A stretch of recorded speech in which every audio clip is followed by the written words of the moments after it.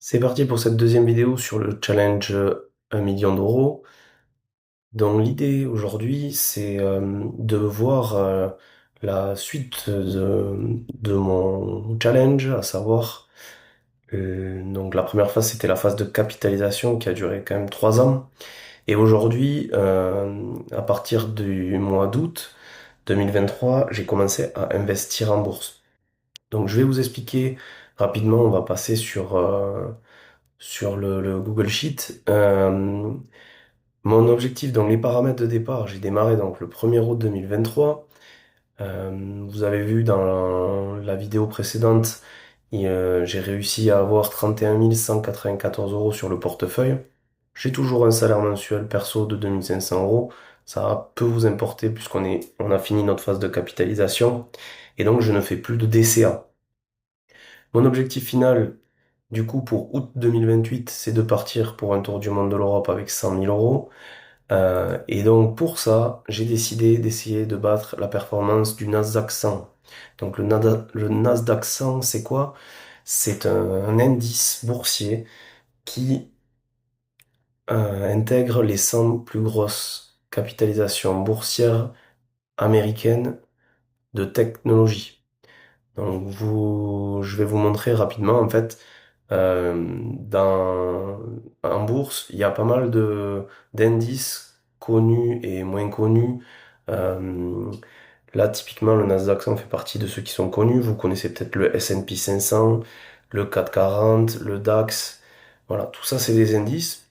C'est un panier d'actions dans lequel on va référencer un nombre défini d'actions. Donc, sur le Nasdaq 100, comme son nom l'indique, il y a 100 actions. Donc, l'idée, moi, aujourd'hui, c'est pour moi des indices qui a le mieux performé ces 20 dernières années. On va le voir ensemble sur un site qui est super intéressant, qui s'appelle Curvo. Donc, Curvo, ça permet de faire des backtests de portefeuille et de comparer des indices, des ETF, des actions. Et donc, ici, je suis venu regarder la performance historique du Nasdaq 100. Donc là, on peut le voir de 2007 à 2025, donc sur une longue période. Euh, Ce qu'on voit, c'est qu'au cours des 18 dernières années, le Nasdaq 100 a fait 16,92% annuel de croissance. C'est énorme. En moyenne, le S&P 500 a fait un peu moins de 10, donc c'est énorme. L'écart type, c'est la différence entre le moment le plus haut et le plus bas sur un an. Elle est de 17,68%. Donc finalement, perdre le potentiel de perte pour cet indice, dans le pire des cas, c'était de 17,68% au cours des 18 dernières années. Personnellement, je n'ai pas de problème avec le risque. Perdre 17% de mon portefeuille, ça me fait pas peur. Même jusqu'à 20, même plus. J'ai vécu le Covid. Alors j'ai eu la chance de capitaliser pendant les périodes Covid. Donc on va le voir, je n'étais pas investi en bourse à cette période-là et du coup j'ai gagné de l'argent alors que le Nasdaq en a perdu. Mais l'idée, c'est quoi? C'est que voilà, il faut être prêt à perdre ce montant-là. Et donc, mon but à moi, ça va être de dépasser ce rendement-là. Et on va voir ensemble que pour l'instant, je suis pas trop mal parti. Donc, ce que, pourquoi je veux battre le Nasdaq 100, on va regarder rapidement. Donc, si je vous réexplique, donc, on est parti avec 30 000 euros. Allez, ce qu'on va faire, on va se mettre, je suis parti avec 31 194. On va être précis, 31 194 euros. On n'a plus versé d'argent depuis ce mois de août 2023. Et je me mets au taux d'intérêt historique du Nasdaq 100 depuis 18 ans, donc 16,92. Ce taux d'intérêt, c'est un taux d'intérêt annuel. Et on va dire, donc du coup, 2023, mon but c'est d'atteindre les 100 000 euros en 2028. Du coup, j'ai mis 5 années. Si je fais le calcul, en investissant et en supposant que le Nasdaq 100 fasse 16,92% de rendement par an, ce qui n'est pas forcément ce qui ne va pas forcément être le cas. Il peut faire beaucoup moins, il peut faire plus. Voilà, là on est quand même sur une période court terme, 5 ans, donc on peut vraiment se prendre une claque une année et pas faire une superbe année. Donc bon, l'idée c'est quand même de le battre. Donc j'égalise le Nasdaq 100, j'arrive au bout des 5 ans à 68 157 euros. Donc c'est quelque chose d'intéressant, c'est un montant intéressant, mais mon but c'est vraiment d'arriver à 100 000. Donc, ce qu'on va faire, c'est qu'on va bouger le taux d'intérêt pour arriver aux 100 000 euros. Donc, si je mets 27%, je le fais par hasard, on dépasse les 100 000. Donc, déjà, il va falloir que ma performance moyenne soit plus aux alentours des 27%. C'est énorme. Il y a très peu de fonds d'investissement qui font ces performances-là. Il y a des fonds qui surperforment, mais qui sont ça va être quand même très difficile à battre ces 25%. Donc on va voir après, peut-être à revoir un petit peu à la baisse, soit le montant final, soit le nombre d'années, soit les intérêts gagnés.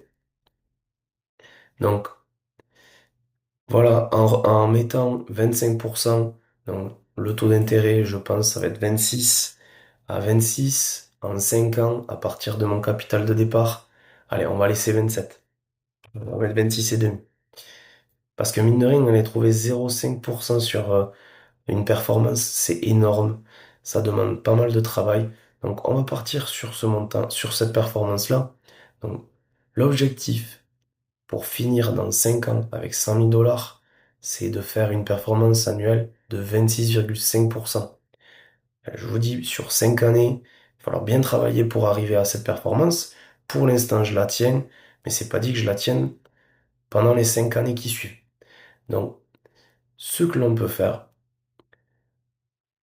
pour être plus dans la pratique et pas dans la théorie, parce que tout ça, c'est des calculs théoriques, on va repartir sur le taux de croissance annuel moyen du Nasdaq 100 et on va essayer de voir qu'est-ce qu'on peut modifier sur notre euh, process pour arriver au bout de ces 5 ans à ces 100 000 € sans forcément trop risquer sur son portefeuille. Donc, ce qu'on va faire, c'est que je vais vous recalculer la performance au bout de 5 ans du Nasdaq. Et ce qu'on va faire, c'est qu'on va modifier. Donc on peut commencer à regarder si au bout de 6 ans, plutôt que 5, ça voudrait dire que je partirai un an plus tard. En 6 ans, on n'arrive toujours pas au résultat final. Donc combien d'années il faudrait pour arriver aux 100 000 €? Voilà, il faudrait, allez, 7 années et demie, 7 années et demie pour passer les 100 000 €. Donc ça me fait décaler mon voyage de 2 ans. Autre solution qui pour moi, je pense, est la plus simple, ça va être de modifier, de mettre encore des versements tous les mois réguliers. Donc si je mets 200 € tous les mois en plus, tout en ayant cette performance du Nasdaq 100, on n'est toujours pas à la valeur. Si je mets 500 €, est-ce qu'on arrive à la valeur? Bien entendu. Donc, même avec 400 €, on devrait arriver à nos... Allez, on peut encore réduire. On va essayer 300. Donc, 350. Donc, il faudrait... Allez, on va dire 350. Il faudrait que je mette 350 € en plus de la méthode sur le Nasdaq 100 pour arriver aux 100 000. En supposant toujours qu'il fasse 16,92% tous les ans pendant 5 ans, pas forcément, ce qui ne va pas forcément arriver. Donc maintenant, on va repasser sur sur mon portefeuille et on va voir la performance que j'ai eue depuis 2 ans. Donc, si on repasse sur le portefeuille, on voit qu'ici, au 1er août 2023, il y avait 31 194 €. Au 1er août 2024, il y avait 42 138 euros. Donc, tout ça, c'est grâce à des investissements boursiers. J'ai acheté des actions, on verra par la suite la méthode pour acheter des actions dans une prochaine vidéo. L'idée aujourd'hui, c'est de voir quelle performance je dois faire pour générer ces 100 000 euros. Donc, 1er août 2024, 42 138. 1er août 2025, 52 507. Si je vous montre les performances depuis 2020, donc ce que l'on voit, j'ai remis ce que j'ai déposé, le portefeuille au 1er août et les plus-values que ça a généré. Donc, le rendement annuel de mon portefeuille et enfin le rendement du Nasdaq depuis août 2020. En sachant qu'ici, je l'ai pas mis, je vais mettre X, il n'a pas fait 0, ça ne nous intéresse pas, on a démarré en août 2020.